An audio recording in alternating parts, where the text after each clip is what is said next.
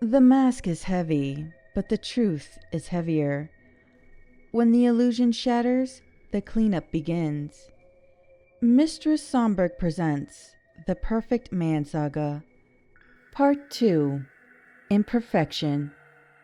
Luke's life audit required only 24 hours, and to say I'm displeased does not begin to measure my absolute irritation. When I left the office building on Tuesday evening, I didn't head straight to the company garage. I lingered near the glass doors of the lobby, my back turned away from the entrance. Slipping my laptop bag onto my shoulder and keeping my eyes fixed downward, my fingers flew across my phone screen with the frantic, absorbed energy of an employee dealing with an urgent after-hours client emergency. In the office building, if you looked annoyed and busy with work, people look right through you. You blend into the background. Karen had spent months building up her husband while gushing about him in the break room and at her desk, painting him as the ultimate provider, the flawless domestic anchor who anticipated her every need, the perfect man. And yet, perfection is a statistical impossibility in human behavior. It is always a mask hiding a rot. At 5:15 p.m., the elevator doors chimed open. I glanced to the side and instantly stopped what I was doing. Luke. He had the conventional, handsome, sharp-jawed face that inspired charm, with neatly parted dark hair, clear skin, and the smooth, tailored look of a man who spent extra time in front of the mirror making sure every single button was aligned. But he had stepped out with a woman who wasn't Karen, and she was clinging tightly to his arm. It was Chloe, the receptionist from our floor, with her sharp raven hair and artificial blue eyes. She walked alongside him with an unbearable, familiar ease, as if she belonged there. Luke didn't work in our department. He was based on a completely different floor in the building for a separate corporate division, and whenever I had seen him lingering around the corridors in the past, I had simply assumed he was visiting Karen or waiting to take his wife home. But clearly he hadn't been waiting for Karen at all. Luke wore that same practiced, sickening, gentle smile on his face that was supposed to be reserved only for his wife, no one else. He leaned down, whispering something into her ear that made her let out that high, obnoxious laughter that forces you to make that what the fuck face. It's not that funny. Before pushing open the lobby door and guiding her toward the parking garage, I lowered my phone just a fraction, keeping my expression locked in natural professionalism as a cold, vicious fury coiled in my chest. It wasn't the hot, messy anger of a person outraged by routine cheating. It was the absolute rage of an accountant discovering skimming and embezzlement in the ledger. I had spent 6 agonizing months wading through dating apps, enduring small talk, bad dates, and even committing an unplanned, messy elimination in a public park. All because I believe I needed to match the family management standard to secure the director's position. And Karen had been parading this absolute fraud around as the gold standard of domestic management, completely unaware that the receptionist sitting right on our floor was messing around with her so-called perfect husband, whose demise I was now actively planning to plot, though I didn't know yet what I wanted to do with him. Luke wasn't a blueprint. He was a defective, rotting piece of equipment. He was a cheater, hiding his filthy little secret behind a clean exterior, exactly like all the rest. The realization made my stomach turn. I had wasted my time, energy, and money on the premises that there was another man like that out there, one who could actually offer the same stability. If Luke was a fraud, then Karen's entire existence was a delusion, and she deserves to have it ripped away piece by piece. I wanted to take my rage out on everyone, but out of the three of them, Luke was going to die. I had chosen him to perish. I was sure of it. As for Karen, I was furious with her as well, because of her endless gushing over her perfect husband. I did not want to kill her. No. I wanted to slowly destroy her as much as possible, making her a walking dead corpse by tearing those so-called rose-tinted glasses right off her face, and watching her drown in the crushing, cruel reality that her husband wasn't so perfect. As for Chloe, it just showed that she may be the mistress in all of this, but she is not a victim either. Chloe, you have no idea what you just shattered in me. Now I know there's no such thing as the perfect man, only flaws. I will destroy you along with Karen, even if it means getting you fired. It's tragic since you were always good with appointments in my calls for clients. You shouldn't have messed around with something that wasn't yours. You will pay. Naturally, the path to destroying Karen's illusion had to start with Chloe.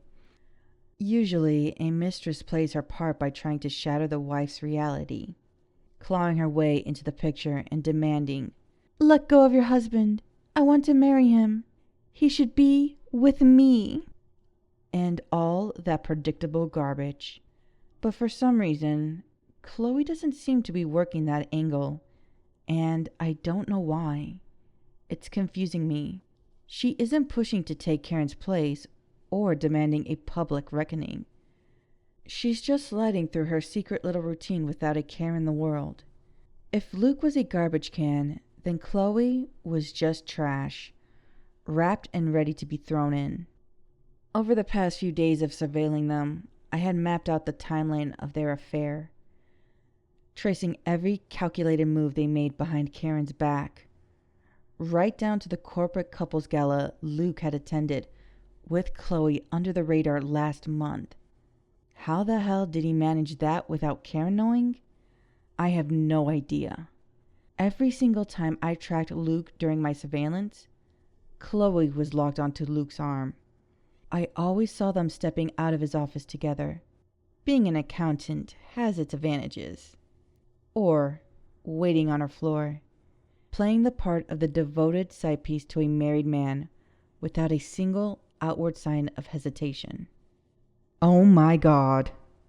He always comes down right that exact minute after Karen leaves. That explains why they drive separately at times. He lies and says he works late. Gee, no wonder Luke manages the finances. He has obvious cheating expenses. And you call yourself a financial advisor, Karen. Idiot. A week after discovering their affair, however, the pattern shifted. I tracked her alone to a dimly lit upscale cocktail lounge downtown. The atmosphere was thick with alcohol, expensive perfume, and the faint, hazy drift of smoke from the lounge's designated smoking section. I sat at the marble bar, nursing a glass of pink Moscato I had no intention of drinking. She was waiting for someone, nervously tapping a manicured nail against her Manhattan Cosmo cocktail, her eyes darting toward the entrance of the glass door every few seconds. Why is that? She is so confident with Luke that she had never shown any discomfort. I watched her through the mirror behind the bottles. She looked the part of the mistress, seductive, expensive, high maintenance. I will never truly understand the mindset of the mistress, but I'm someone ready to dismantle her life piece by piece. She just wasn't worth getting my toolkit out and getting my hands dirty with her blood. I just needed to see how she operated, how she balanced the lie. Then the glass door swung open, and a man stepped inside, striding purposefully across the dimly lit room. He took the stool right next to her, leaned in, and gave her a kiss on her cheek. I nearly knocked my glass of wine over. That was not Luke. Who the hell was he? This man was entirely different.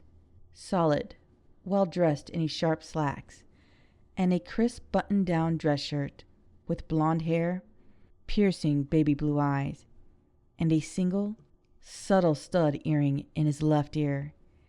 He was the kind of average hot guy who blends into a crowd until you look closer and notice the possessive, territorial way he moves toward his partner. A cold jolt of shock hit me.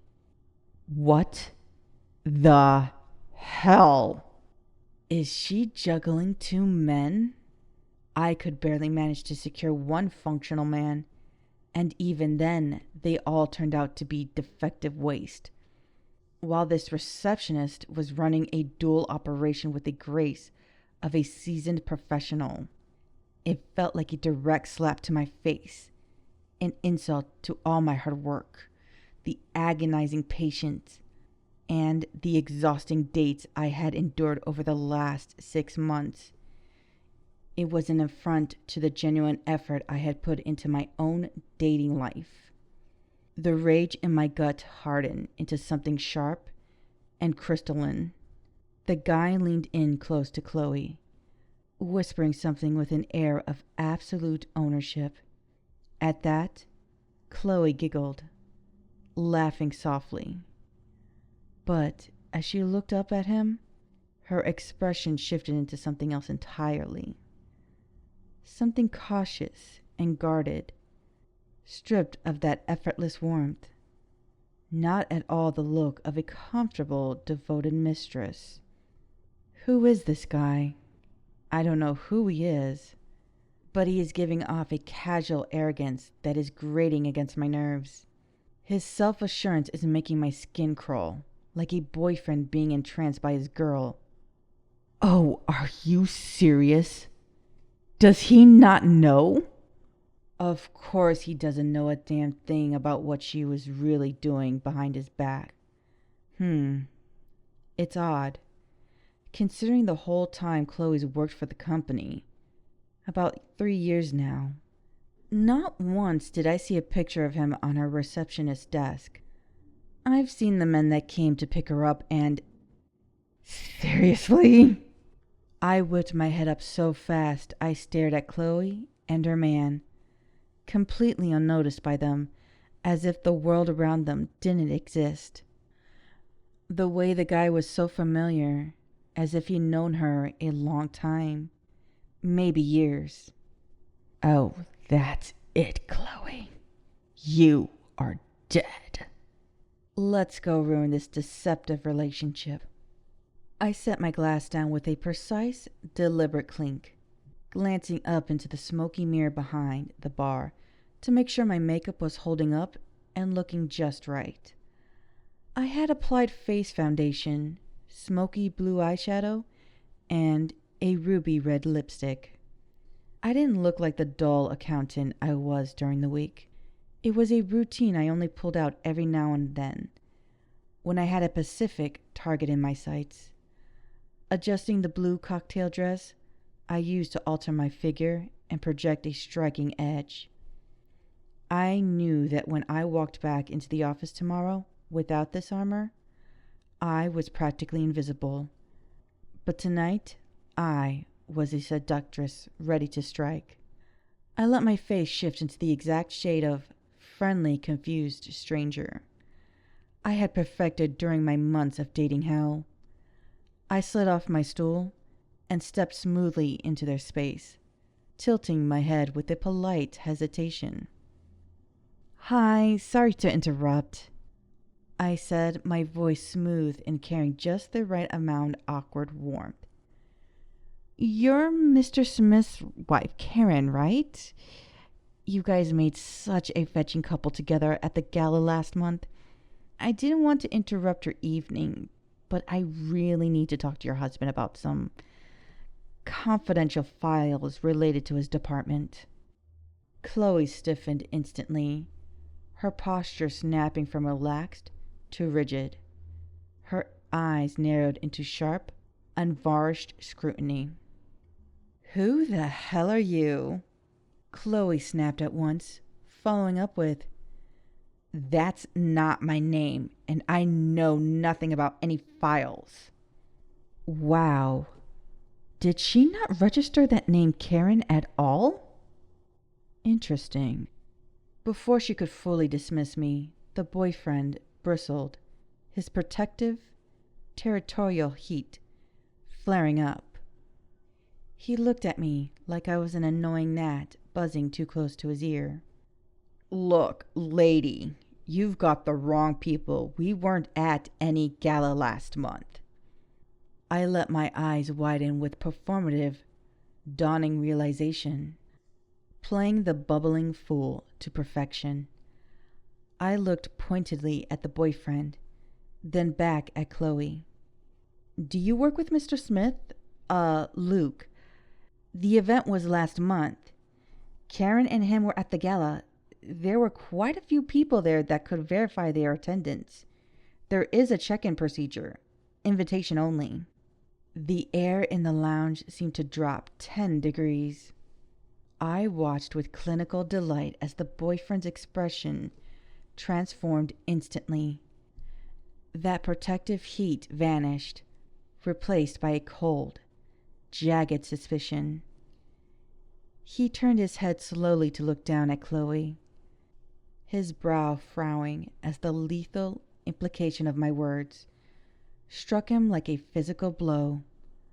Of course, it was an invitation only, corporate gala with strict check-in procedures and plenty of colleagues who could verify attendance. Something she never thought anyone would bother checking. I proceeded to ask again, feigning confusion. "You are Luke's wife, Karen, right?" "Wife?" he repeated, his voice dropping an octave into a low, dangerous rumble. "What is she talking about, Chloe? You told me you were on a girls' weekend trip last month." Chloe's face instantly drained of all color, her composure shattered into jagged pieces. She started stammering, her hands trembling so violently she nearly knocked her drink over. I was. You can ask Chelsea. It was just a girls' trip." The boyfriend's eyes narrowed to lethal slits, the final puzzle piece clicking together in his mind with terrifying clarity. "Chelsea? You mean the same Chelsea who broke her leg last month? Chelsea who was stuck in a hospital bed until 3 weeks ago? The same Chelsea who can't even leave her apartment without crutches? That Chelsea?" I stood there soaking in this delicious, chaotic details of the implosion. I let my face shift into a mask of sudden, horrified realization. "Wait, you're not Karen? Then who the hell are you?" I asked, letting my confusion morph into anger. "Are you fucking serious right now? Do you realize how much trouble you two are going to get into? Does Mrs. Smith know? I can't believe this. His wife works in the same building. Are you stupid?" I said, making it clear that this could cause the firm serious damages. "Having an office affair like this? What the hell were you two thinking? This is going to mess up the entire department." "Look, it's none of my business, but you two need to fix this, and fast. We have a massive corporate project launching soon, and I refuse to let your mess jeopardize everything we've worked for." I turned and walked away before either of them could speak, my heart beating with a steady, exhilarating rhythm. Behind me, I heard the low, terrifying tremor of the boyfriend's voice as he grabbed her arm. "We're leaving right now. You're going to explain every single outing and trip to me that you said you were going to be on with your girlfriends. I slipped out into the cold night air, a cold, vicious satisfaction washing over me. I had always found killing to be efficient. A clean blade, a quiet park or alleyway, the finality of a stopped heart. But watching a life fall apart in real time, watching the very foundations of someone's existence crack and splinter while they were still breathing, that was exhilarating. Slowly, as I started to walk to my car, I suddenly understood why people are so addicted to those trashy afternoon soap operas. It's just like this, only I wasn't sitting on a couch watching a screen. I was the one directing the chaos, writing the script, and pulling the strings. As I unlocked my door and settled into the driver's seat, the adrenaline slowly shifted into a deeper, more calculated thought. I replayed the boyfriend's face in my mind, that shattered, wounded expression of a man who had given everything, who looked so devastatingly loyal. Loyal. That was the very foundation of the blueprint I had been searching for. Even now, with the illusion already shattered on the floor, he still looked like he was willing to talk to her and sort it all out, wearing that pathetic, devoted expression that practically begged to give her another chance. That look on Chloe's face hit a familiar nerve, instantly pulling me back to the doorway of my college boyfriend's off-campus apartment. I could still picture the way they scrambled to pull their clothes back on under the guise of innocent tutoring session, their faces pale with the sudden, pathetic terror of getting caught. I honestly felt nothing when I caught them.